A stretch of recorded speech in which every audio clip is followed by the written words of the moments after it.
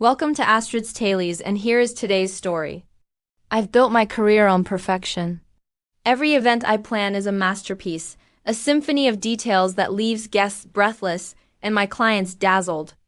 I've planned galas for royalty, fundraisers for billionaires, and weddings so extravagant they made the society pages for weeks, but nothing not the most demanding bride or the most impossible deadline could have prepared me for the disaster that was Ethan. Ethan was my fiancé, my partner, my supposed soulmate. We met 3 years ago at a charity gala I had planned, and he swept me off my feet with his charm, his wit, and his promises of forever. He was everything I thought I wanted, successful, handsome, and ambitious, but as I would soon discover, Ethan was also a liar. It started with a single discrepancy. I was reviewing the budget for our wedding, a $2 million affair that was set to be the social event of the year, when I noticed a $50,000 withdrawal labeled venue deposit. Odd, considering I hadn't finalized the venue yet. At first, I thought it was a mistake, a clerical error, but when I called the bank, they confirmed that the funds had been transferred to a private account, Ethan's account. I confronted him that night. We were sitting in our penthouse apartment, the city skyline glittering through the floor-to-ceiling windows. "Ethan," I said, holding up the bank statement. "What's this?" He glanced at the paper, his expression unreadable. "It's nothing," he said, brushing it off. "Just a mix-up. I'll fix it." But something in his tone set off alarm bells. Ethan was a lot of things, but careless wasn't one of them. I decided to dig deeper. The next day, I hired a private investigator. His name was Victor, and he came highly recommended by one of my wealthier clients. "Follow the money," I told him. "And don't stop until you find out where it leads." Victor didn't disappoint. Within a week, he handed me a manila folder filled with photos, bank statements, and emails. Ethan had been siphoning money from our wedding fund for months. He wasn't just using it to pay for luxury apartments and expensive gifts. He was using it to bankroll a secret life. There was a yacht, a mistress, and a string of shady business deals that made my stomach churn. But the piece de resistance: Ethan had been embezzling money from his investors. Millions of dollars funneled into offshore accounts and shell companies. I stared at the evidence, my hands trembling. This wasn't just betrayal. This was criminal. That night, I sat in our living room, waiting for Ethan to come home. When he walked through the door, I was ready. "Ethan," I said, my voice cold, "we need to talk." He froze, his eyes narrowing. "What's this about?"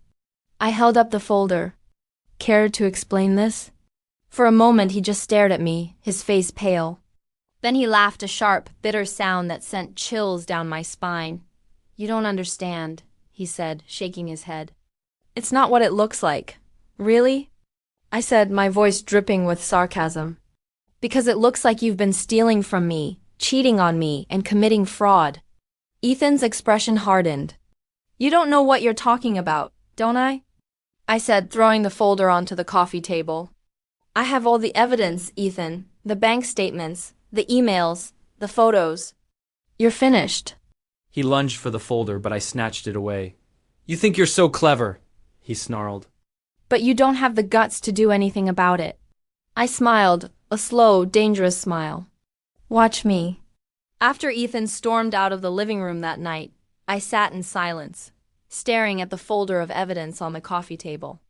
My heart was pounding, but my mind was clear. I had made my decision. I wasn't going to leave him. Not yet. No, I was going to stay. I was going to smile, kiss him goodnight, and plan the wedding of his dreams. And when the time was right, I was going to destroy him. The next morning, I woke up early, made coffee, and waited for Ethan to come out of the bedroom. When he finally emerged, his hair disheveled and his expression guarded, I greeted him with a warm smile. "Good morning," I said. Handing him a cup of coffee. He hesitated, studying me like I was a puzzle he couldn't quite solve. "Morning," he said cautiously. I took a sip of my coffee, keeping my tone light. "I've been thinking. Maybe I overreacted last night. Wedding planning is stressful, and I let it get to me. I'm sorry." Ethan blinked, clearly caught off guard. You You're not mad? I shook my head, giving him my best forgiving fiancé smile. No, I trust you, Ethan. Let's just move on and focus on the wedding, okay? For a moment, he looked like he didn't believe me. But then his shoulders relaxed, and he smiled. Okay, I'm glad we're on the same page. I leaned in and kissed him on the cheek, my stomach turning as I did. Me too. From that moment on, I played my role to perfection. I was the doting fiancé, gushing over floral arrangements and cake tastings, while secretly working with Victor and Sophie to gather more evidence. I laughed at Ethan's jokes, held his hand at dinner parties, and even let him think he was in charge of the guest list. But behind the scenes, I was orchestrating his downfall. Ethan, of course, had no idea. He thought he'd won, that I had forgiven him, and everything was back to normal. He continued his double life, sneaking off to meet Lila and making shady business deals behind closed doors. But what he didn't realize was that I was watching his every move. Victor followed him everywhere, documenting everything.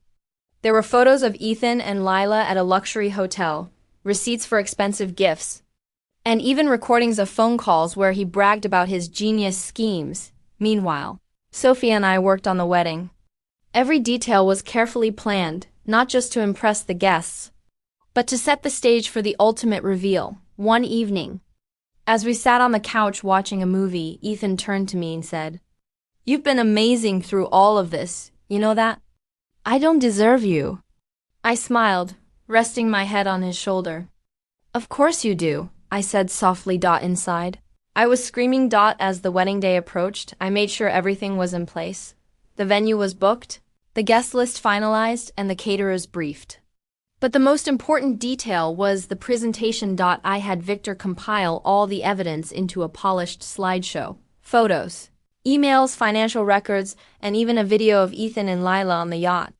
It was damning, irrefutable, and utterly devastating. I also had Sophie coordinate with the AV team to ensure the slideshow would play on the massive screen in the ballroom.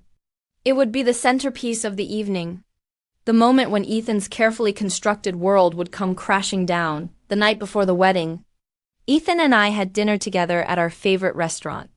He was in high spirits, laughing and toasting to our future. "To us," he said, raising his glass. "To us," I echoed, clinking my glass against his. As I looked at him across the table, I felt a strange sense of calm.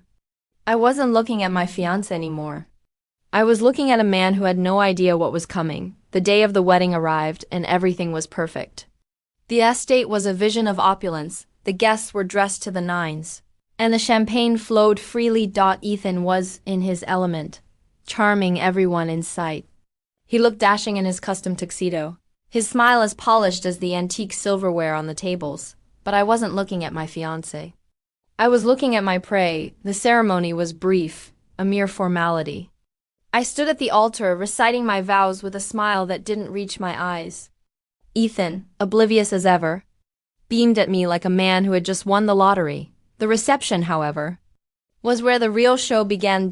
As the guests dined on lobster and filet mignon, I took the stage. "Ladies and gentlemen," I began, my voice steady and confident.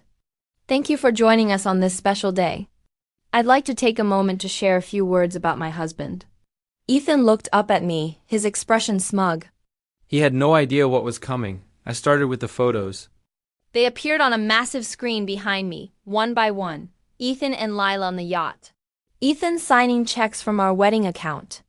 Ethan sipping champagne in a luxury apartment. The room fell silent. "Ethan has been living a double life," I said, my voice cold. "He's been stealing from me, from us, to fund his secret life. And I thought you all deserved to know." Ethan's face turned ashen. He stood up, stammering, "Charlotte, what are you doing?" I ignored him and turned to the audience. "But that's not all. Ethan has also been lying to his investors."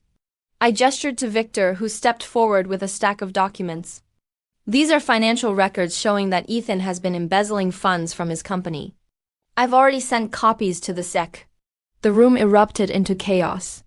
Guests whispered, gasped, and stared at Ethan with a mixture of shock and disgust. Ethan tried to defend himself, but it was too late. The damage was done. By the end of the night, Ethan's career was in ruins. His investors had turned on him. His reputation was shattered, and his mistress had disappeared faster than a bottle of Dom Perignon at a hedge fund party. As for me, I walked away with my head held high. The wedding of the century had become the scandal of the century. And I had orchestrated every moment, because if there's one thing I've learned, it's this: the devil may be in the details, but so is revenge. Thank you for listening. If you enjoyed this story, click like and subscribe for more.